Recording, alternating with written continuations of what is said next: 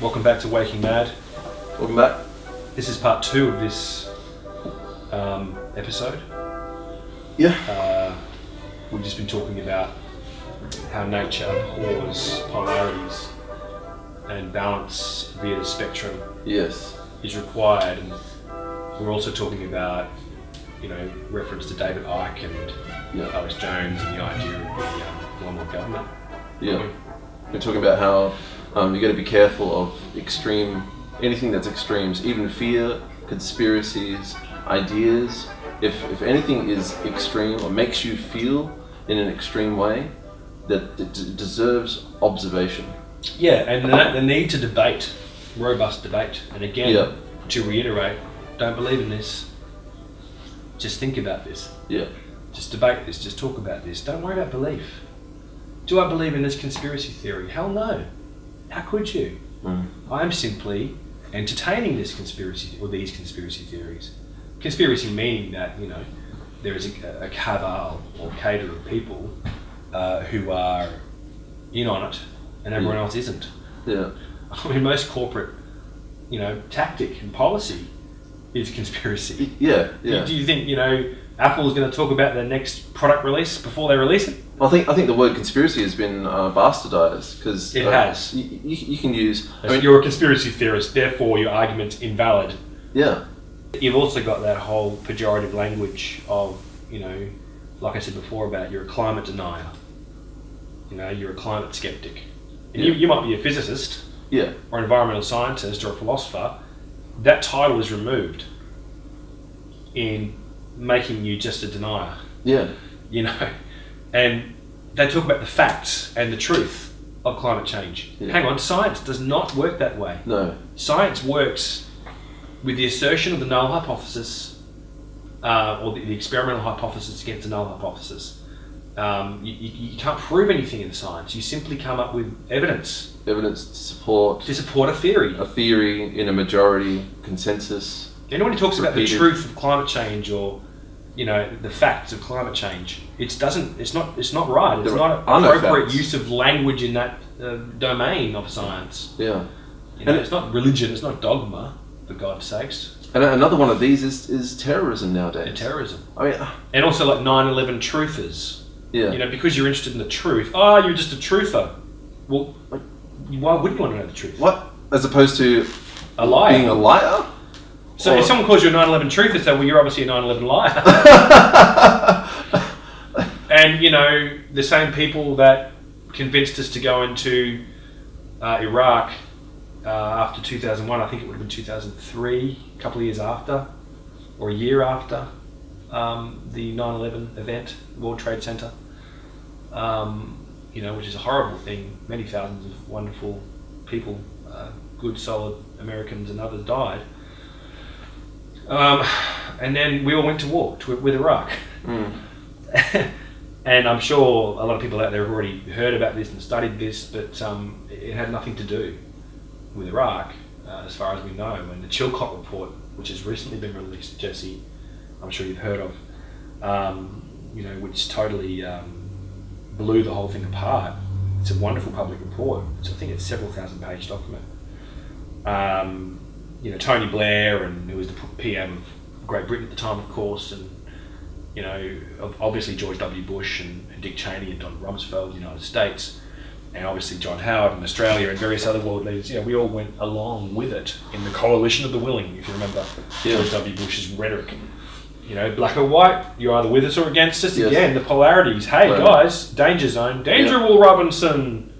Yeah. Not a good sign.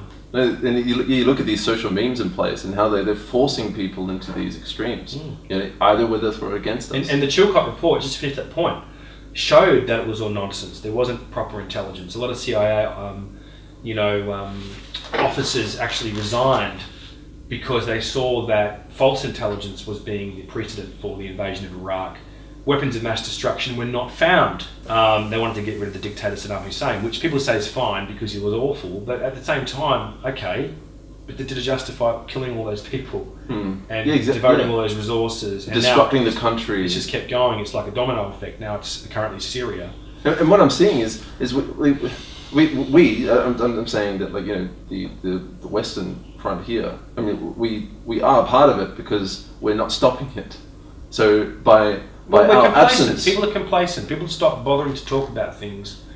Well, we're on our way back from having breakfast out this morning at a lovely restaurant, and all the technology that's springing up, the shopping malls, even in regular towns are like something you wouldn't believe of, couldn't conceive of 10 years ago. And at least in Australia, people are bending over backwards trying to pay for all this stuff they've got, the new Jeep in the driveway or whatever, the new house with the 5 bedrooms and the 2 bathrooms. Yes. And the kids in the private schools maybe, or whatever it is, and they're too busy, mate. Jess, they're too busy working or investing or whatever they're doing, and then trying to entertain and self-medicate themselves to endure all this. Like, they don't have time to do philosophy. No. To ask questions. Yeah. To read the Chilcot Report. Yeah, exactly. So the Chilcot Report shows that all of those leaders were in some way, shape or form in on it. There was false intelligence, and the reasons for going into Iraq were absolutely invalid, and therefore any world leader who was in on it lied to their people, an impeachable and criminal offence. But do you think they're going to be held accountable for their crimes? Hell no. Probably not. They're in on it. They're in the elite club. They've done their tenure. No one gets held accountable. They leave office. Oh yeah, no, we thought we were doing the right thing. Don't bother me now because I've got my lovely pension and chauffeur-driven car and millions of dollars or pounds or whatever, and I'm fine. Well, what I'm seeing now is as an addition is that when we have gone through these countries, these Arab countries, and we destabilize their governments and their communities, and then they flee. And whether they flee because they have no country, refugees, or whether they flee because they're having bombs dropped on their head, or they believe in the Western cultures are saviors, whatever. We're still going in there, disrupting them. They're coming in as refugees and immigrants, and then what do we do with them? We give them call them illegal aliens and illegal migrants. Yeah, and immigrants and even in Australia we put them in concentration camps. That's what we do. Hang on, international community. Just to let you know, in Australia we put them in concentration camps. They're called detention centres. They have barbed wire fence around them. We even deport them to islands offshore. Yeah, so they're not on Australian soil. Yep, like Nauru, Christmas Island. So they can't claim sanctuary. And they can't claim the same laws that we abide by, the law of the land, if you will. Because they're outside of the country. So, and they're just put in these concentration camps. Yeah. Now, of course, they're looked after as far as we know, but, and they're given some kind of sanctuary away from whatever horror they've escaped from. But recently, any worker going in, doctors, psychologists, obviously prison guards or whatever they call them, detention guards, nurses, were gagged. The government has passed a law that if you go to these places, you sign a document where you're unable to speak about it once you've left. Wow. So, that's a gag order. Why would they want to gag you? Because they're trying to hide something. They're worried you're going to do something that at least is going to bring the whole scheme into disrepute. Now look, should we therefore open up the borders and let people in? Hell no. I'm not saying that. That's the polarity Jesse was talking about before. It does not mean that I'm pro-refugee, let them all in, I'm a bleeding heart, leftist do-gooder. No, I'm not. You have to have a balanced approach to these. Yes. It's a very complex argument, but what I will say is this.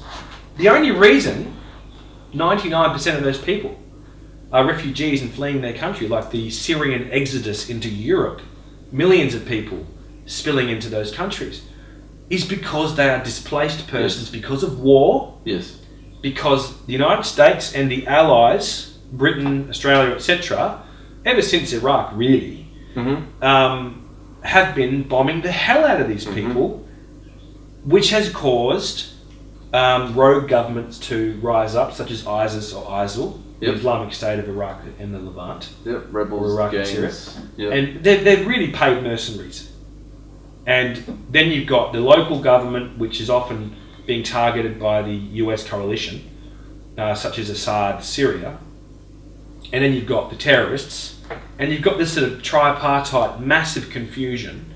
Probably you just got also small-time gangsters in there as well. And then you've got the regular people who, you know, have a snowball's chance in hell of making it out of there alive, really, or of living a normal life, conducting business, educating their children, getting food. Forget it. Yeah. You know, how are you going to get food when everything's blown up? Yeah. Not to mention heating in the winter, and Yeah. so they leave. Anyone would. If my place was blown up here, I would leave. What else are you going to do? Just sit there and, you know, die? Yeah. No. So we have to remember that these are displaced persons, and you cannot say that ISIS has caused the displacement of these persons. No, you cannot. When- That's extreme. Absolutely. When that's scapegoating as well. Yes. When ISIS came about because of the invasions and the wars, there was no ISIS before Iraq. Yeah. Indeed, really since sort of, you know, Libya, Gaddafi, and Afghanistan, and you know, and then moving into Syria, ISIS sprang up, and there is evidence out there that it was funded by the CIA. Because some people, and I'm not saying I believe in this, I'm a reporter. I'm reporting what I've heard on the word on the street, read, and so on and so forth. And there is eyewitness accounts that before a bombing raid by the United States and Allied forces, coalition forces on Syrian ISIS camps and so on, in other countries, not just Syria, pamphlets would be dropped warning them that a bombing raid was about to begin. Because I don't think that the powers that be actually want to get rid of the enemy. This is Orwellian. George Orwell, in his famous book 1984, which I think he wrote in 1948 or something like that, you know, predicted endless wars, because people don't think when they're in fear, and it gives the opportunity for massive arms sales. Yeah. And dictatorship and fascism tend to grow in governments when you have a lot of war going on. Yeah. You know, military-industrial complexes President Eisenhower warned us of in the 70s. You know, you basically have a situation where endless wars occur, and you can get away with lots of stuff when it's top secret, can't you? Yeah, you can. When you get so much disruption happening all the time, you can't stand and think and prepare, and you know. And then you start to ask the question, why is this happening? Is it just for plutocrats, those who have the money, who rule the show, those who own companies that produce weapons of mass destruction, and military-industrial complex? Is it just so that they can sell their wares to the governments under taxpayers' money?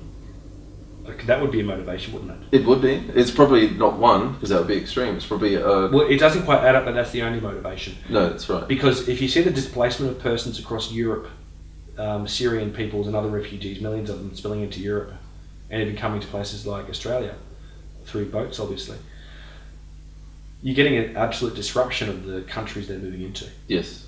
You know, Germany committed to taking 1 million or 1 million plus refugees. Yeah. You're starting to talk a significant shift in the sovereign identity of the state and social change on an unprecedented level. Yeah.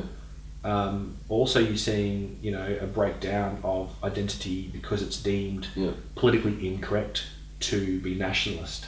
So what we're to seeing, even fly a flag. What we're seeing here is you're seeing that all these groups are becoming isolated and separated, and in extreme. They have to be extreme when they're separated. So if you get all these groups and you put them in together, you get unity. You get the spectrum. You get the holistic social structures. But when you start separating them, you get extremes, and whenever you get extreme ideas, they always clash. But you also get a displacement of national culture and social identity when you have a massive influx of people of a different ethnicity.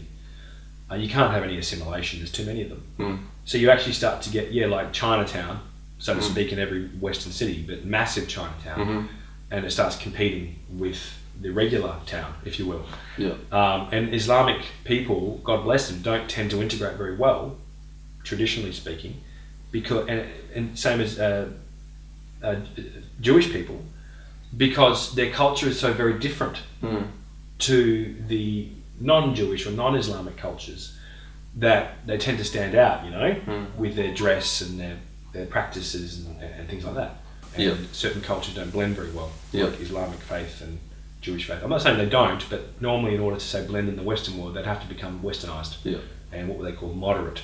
So when you get extreme groups, you get some that gel, but then you get some that clash.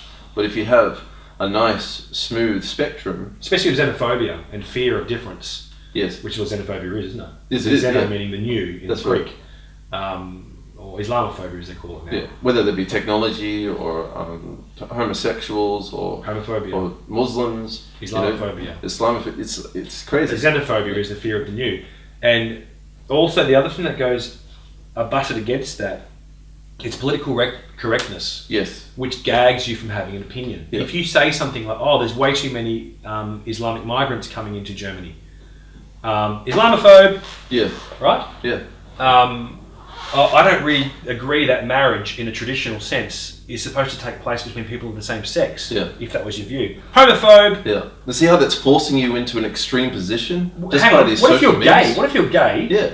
And you don't think same-sex marriage is a good idea? What are you called then? I'm afraid of myself? Yeah. I just have a political discourse, a difference of opinion to you. That's it. Stop brandishing me some label on the version, on the scope of bigot. Just because I have an opinion, I'm utilizing my democratic right to the freedom of speech to state something. If I'm not, or someone is not slandering or threatening, and they are making a statement about the way they see things, and it is not intended to harm them, they can't then come along and say, well, I felt harmed. I mean, I could feel that I'm a fairy flapping my wings. It doesn't mean it's happening. No, that's You can't say that I'm bullied or harassed because I feel bullied. And what if I'm incredibly insecure and have borderline personality disorder or something like that? I'm going to feel that whenever I meet anyone. I'm going to have a persecution complex. And then we start to understand how we're robbed of free speech because we don't offend anyone. Yes. So meanwhile, you've got this melting pot, you've got this displacement of your culture, displacement of the family. Yep. You've got gender-free days at school when boys and girls can come to school and dress in different clothing. Boys can dress as girls and girls can dress as boys. And in some like Swedish schools, for example, I believe, they're removing gender-specific labels like Mr. and Mrs. and mother and father and boy and girl. You're not allowed to use these these gender labels anymore. Which is extreme. So you've got this melting pot going on, this displacement of culture, and you're gagged. Through political correctness. Do we start to implode with the frustration? Yeah, exactly. I'll just let my culture be destroyed and my way of life be totally impacted because of the displacement of minority persons by the millions, not such a minority then, into my country because of the powers that be, who I didn't even elect, making my country support or go to war to displace said persons, and I'm not allowed to say anything about it. And if I do, I'm either a terrorist or I'm politically incorrect. Yes. Talk about being stitched up, Jess. Do we wonder why the leading cause of death, I know in this country, Australia, between the ages of 16 and 46 for men and women, thereabouts, is suicide? Yeah. The leading cause of death for most troops coming back from Iraq and Afghanistan and the wars over there, in the United States Armed Forces and I think most other armed forces, is not death because you've been shot or something or blown up by an IED. It's suicide. Why do they suicide, Jesse? Why? Why? Because they know innately that it's wrong. You know innately. You go kill someone. You go around, and particularly when you're in the pack mentality, and then you've been trained, like you've been stripped down of all your identity, or everything. You have to do this in order to create soldiers that will follow commands. You have to. But you know what's even more criminal? When they make you do inhumane things. They do. Like killing children. They do. You know what's even more? No wonder you want to kill yourself, because you can't live with yourself. They don't. When they come back, they don't rehabilitate No, them. they don't. They just dump them. They just dump them.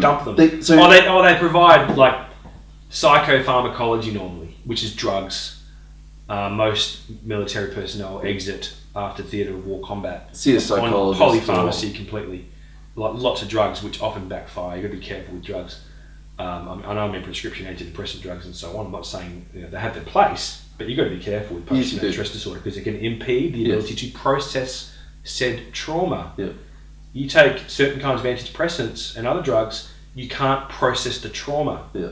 You're kind of left in this zone of stuckness of hell, really. And what you really need to do is stop committing the atrocities, stop the trauma first. Yeah. Prevention's the best medicine. But if you've been through trauma, you've got to process that trauma. Yeah. You've got to get your head around that trauma. You've got to accommodate those memories, and you have to find something meaningful to do with that life-changing experience. You can't be the same person you were before the war and go to the football game and eat Cracker Jacks and popcorn and cotton candy. You're not interested in that anymore when you've seen villages explode and children's limbs all over the place. All of a sudden, the Super Bowl just isn't that interesting anymore because you keep seeing flashbacks of death and carnage and destruction of your own troops as well, of course, if not yourself. So it begs the question: why do they do these things? You need to talk, obviously, with trauma. You need to talk it through, and you need to change everything in your life. Sorry to interrupt, but just to finish, and you need to talk to your mates who come back from war and get it out and all that. But that's often not happening because the funding isn't there, and so on and so forth. And you can't talk to people here because they don't want to hear all these stories of carnage. No, they don't. I've worked with quite a lot of soldiers returning from theatre of war combat as a psychologist, and I'm speaking from experience. This is not just speaking out of my backside. This is experience. This is what we're hearing.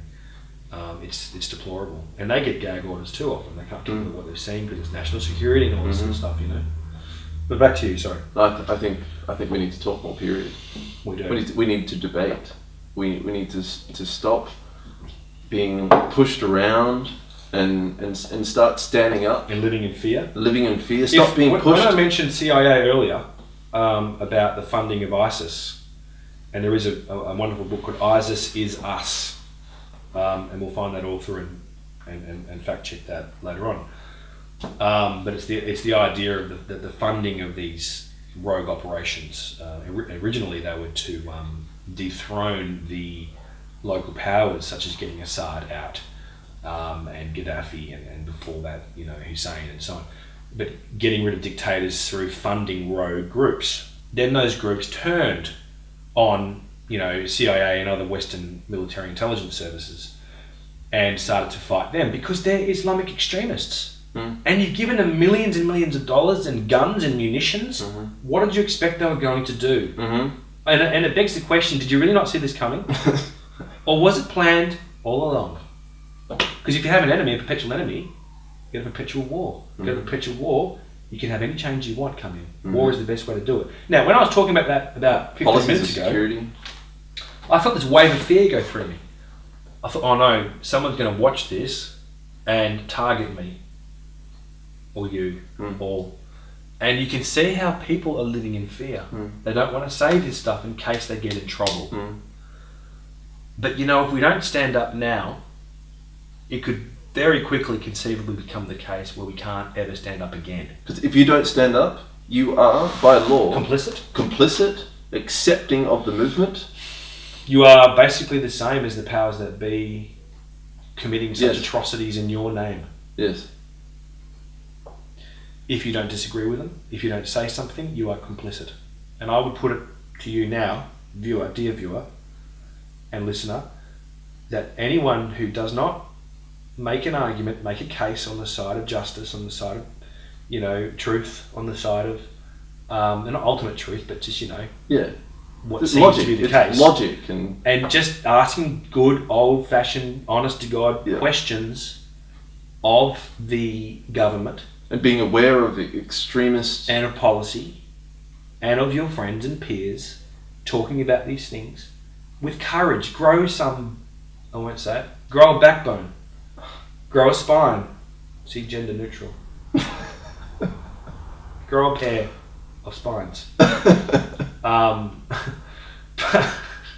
being aware, being observant of Question extreme the ideas, government. Yeah. extreme feelings, extreme memes. And if the social government or trends. anyone was to say, Ben, you're not a true patriot or whatever, hey, look at that language. No, I'm not a patriot. I'm not going to just agree with you and call that patriotism. Exactly. Okay, I will question my government because I have a democratic obligation. Because without, this honesty and debate, which you could call good statesmanship, you're not entitled to a free, democratic society. No. If you're not going to do anything to keep it, why do you deserve to have it? Mm-hmm. You're going to lose it. Mm-hmm. And you're going to lose it quicker than you can say Jack Robinson. It's going to flip it before your eyes, and before you know it, you go outside that door and you're in a different world. Mm-hmm. You are surrounded by all kinds of different sorts of policies and peoples accordingly, and all of a sudden you realise you're not allowed to do this and you're not allowed to do that. Your liberties are stripped. Under the auspices of Homeland Security or whatever you want to call it in whatever country. To protect you. We can be surveilled right now Yes. in Australia by our security services without a warrant. Yes. That is the truth. Look it up. We can have our phones bugged and tapped. I remember a good friend of mine, because I did the same thing. I was going to apply for ASIO as well at one point, and I went through the whole interview process and intelligence screening, and I actually got through the first steps. Did I say that, Jess? No. I got through the first steps of ASIO, which is the Australian Security Intelligence Organisation, much like the MI5 or CIA, Homeland Security. And, I did have the intelligence, thank goodness, to get through and all that sort of thing, and the psych testing, and then the interview. Got interviewed by these two women in this clandestine hotel room. And you know why they didn't want me to join the security services of Australia? Parking tickets. I had a couple of parking tickets that I hadn't paid in time, and I had to pay them with the extra amount sort of thing. And according to the Security Intelligence Handbook, there is such a thing, I would make an insecure operative accordingly. I wouldn't follow their rules. Oh, yes. Yeah. And they didn't want me. Yeah. And you know what? Thank God for not wanting me. Because, put it this way, I don't want to be a part of any system of closet fascism that would actually oppress the peoples of this country or of the earth. Do I think the intelligence services have a role? Absolutely. Yeah. Many of the operative agents involved taking their life into their own hands every day, and courageous, good-hearted men and women? Absolutely. Yeah. Do we need to be careful of security? Absolutely. Mm-hmm. But again, back to the polarities argument. Yes. Does that mean they have carte blanche, free reign Yes. to persecute people? No. No way. No. For goodness sake, stop thinking about matters that are so important in black and white polarized terms. It is a false dichotomy. Mm-hmm. It is not the case that we are Islamic, and we don't want anti-government or the government to have some sort of security. Yeah. Or that we're saying that the refugees are to blame, or that we should open the floodgates and let them in. We need an intelligent discussion about the facts on the ground in terms of what's going on in the context of where these forces, these factors emerged in a historical context. Yeah. And we don't have to do... If you get free press, which you often don't. And we don't have to do incredible feats. Like, we don't have to go down to a local government and start... protesting.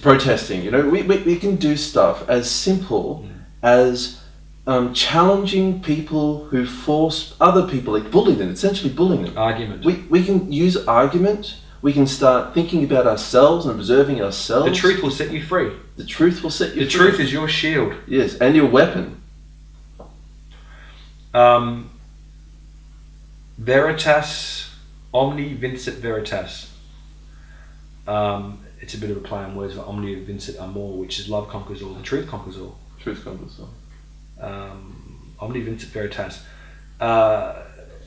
If you ask someone who's speaking lies, honest questions, and you state the truth in the simple facts in a discussion with them, you watch them, they've got nowhere to hide, nowhere to run, and no more bullshit will suffice the argument because you've called them out and you've stated the premises to lead up to a conclusion in a logically coherent argument, discourse, and you're not being aggressive or violent, you're not threatening them, you're not slandering them, you're speaking the truth. Yeah.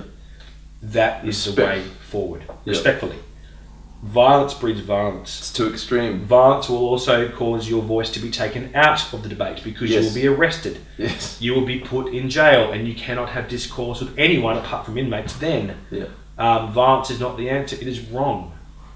A lot of these people in positions of government, for example, or indeed things like the press, the media, they're towing the line and parroting what they're told to say because their job is on the line. Mm. And even more maybe on the line. Mm. You don't know if they've been threatened, if their children's lives have been threatened. But a lot of the time, you've got $1 million house and a Porsche and you're living the good life, if that, and all of a sudden that's going to be cut off and you're going to be bankrupted. Mm. Now you could say, well, poor you, grow a pair of spines. No, grow a spine. But of course, look, we all have our price, don't we, Jess? We do. What is it, 30 pieces of silver? Judas was paid to betray Jesus. I'm not a Christian, I'm not religious, I'm simply referencing a book called the Bible. Again, polarity, extremists, labelling, not going to happen here on Waking Mad. Not going to happen. We're interested in pursuing the ideas, not being labelled Yes. in some kind of gag of political correctness. Yes. Anyone who says, you can't say that, you're not allowed to say that. Why not? Read my lips, I just said it. Yes. I just said, I'm going to say it again. I'm going to say it louder. But I'm not going to do it with any violence, and I'm not going to do it with any threat. I will not compromise my integrity or yours, and you have a right to a rebuttal. And you better make it a good one, or I will intellectually eviscerate you accordingly. That's the model! Am I being violent? No, of course not. No. I'm using metaphor, eviscerate, but it's in the context of argument. Yeah. Philosophical argument. Which is what our parliamentarians should be doing, our congressmen and women, our senators. Why aren't they doing this? That's the reason they're there. Why do we have to do this at Waking Mad? Why is our government not doing this? Why aren't they asking these questions? Because 30 pieces of silver, I gather. Everyone's got their price. Everyone's got their limit. Everyone's got their, whether it be fear or money or sex or toys, being framed, or if you don't do this, we're going to release these photographs to your wife, or whatever it is. Lifestyle or whatever illusion. Like my jet ski, Yeah. and my Range Rover, and my 3 houses in the country, and that's why I'm going to let all those 564,000 people perish, so I can jet ski around the beach. Boom, boom, boom, boom, boom, boom. Oh, it's great. All the splashes of water. There's a lot of blood in the water at the moment, and there's blood all over me, so to speak. Is it worth it? Mm. Look into your heart. Look into your mind. How would you feel? Again, not a Christian, but the golden rule. Do unto others you be done by. Mm. If you don't want someone to do it to you, best you not do it to them. Or be complicit with those who would. You raised some very good points, my friend. Some very good points. Yeah. We all should be talking about this. We all should not be fearful. The more we talk about it, the more people we get involved in it, the less influence and effect it will have. And a wise man once said, and we'll put the quote on the bottom, because I forget the actual person who said it. Those who would compromise their freedom for safety deserve neither. And I think that's true. Whilst I understand why you would, you actually deserve neither. Integrity. And I'd rather die courageously than an old man pissing my pants in fear. Don't want to get in trouble. Don't say anything. Don't rock the boat. We saw what happened in Nazi Germany when people did that. We see what happens with children who are disciplined in that way. It's not healthy. It's too extreme. Now, when we come back to the third part of this episode, hopefully we'll end on a lighter note. Yeah. Perhaps we've reached a crescendo of dramatic, demonstrative intensity. It is difficult, isn't it, Jesse, to keep the emotion out? Because It is. if you prick me, do I not bleed? Merchant of Venice. It is upsetting. Mm. It is upsetting. We care about it. And those, again, back to the political correctness lobby, who would castigate you and put you down for getting emotional. You hear this a lot. Oh, don't get angry. There's no need to get angry. Well, hang on a minute. Yes, there is. Yeah. Anger is fine. Violence is not. Aggression is not. But yeah, anger is an emotion. Anger is an emotion. Aggression's a behaviour. Yes. You can't be persecuting me or penalising me because of the way I feel. Yeah. I mean, if I've got an anger problem and my blood pressure goes up, that's my problem. I'll take responsibility for that. But yeah, maybe we'll move to a lighter note in the third part. And my blood pressure can come down. Thanks for watching. Thanks for watching Waking Mad, and we'll be with you again. Stay true. Soon. Stay true.